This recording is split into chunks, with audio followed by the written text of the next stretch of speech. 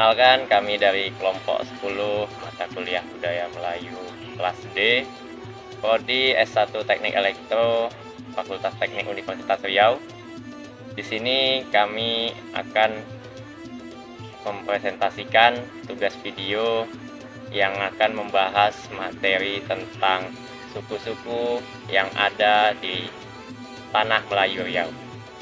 Perkenalkan, saya Iksan Hadi Mulya dengan NIM 2207112558. Perkenalkan, nama saya Tiara Asari dengan NIM 2207113353. Perkenalkan, saya Muhammad Rahdi Alhamdi dengan NIM 2207125032.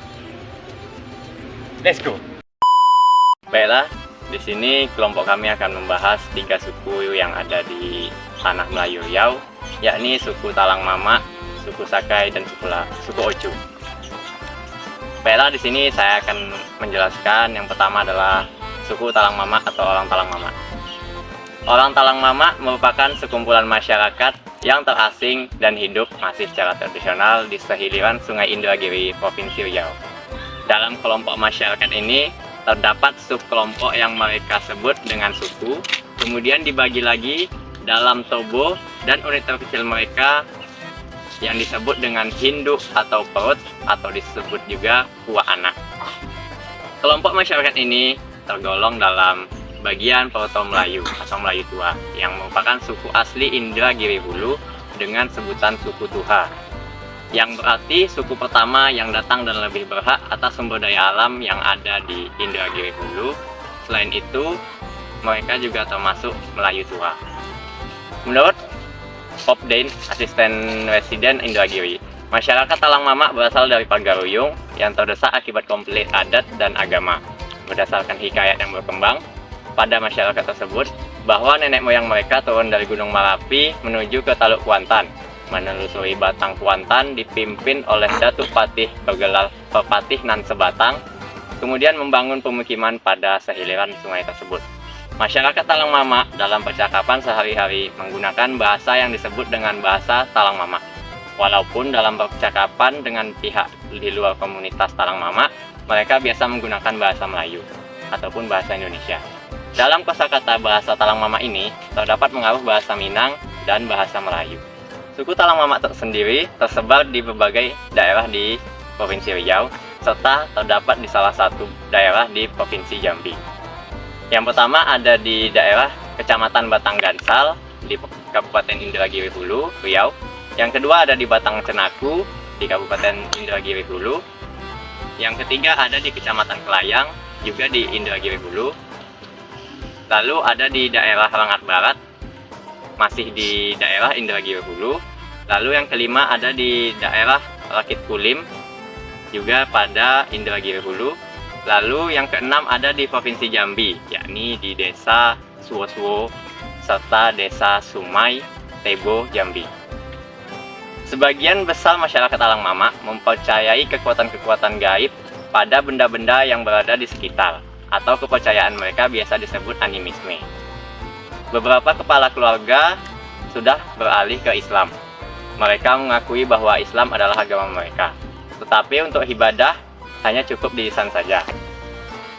Selama berabad-abad, komunitas adat ini hidup dalam kebiasaan dan ritual yang diyakini sebagai langkah lama.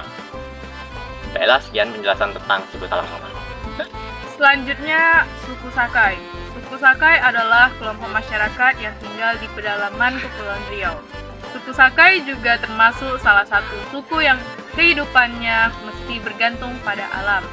Ada beberapa wilayah yang umum ditinggali oleh masyarakat suku Sakai, di antaranya Kandis, Balai Pungut, Minas, Koto Kapur, Sungai Siak, Duri, serta hulu Sungai Pait.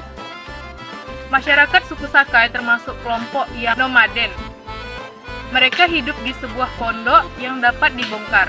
Nah, pondok ini sendiri biasanya dihuni oleh keluarga ini bersama seorang pemimpin.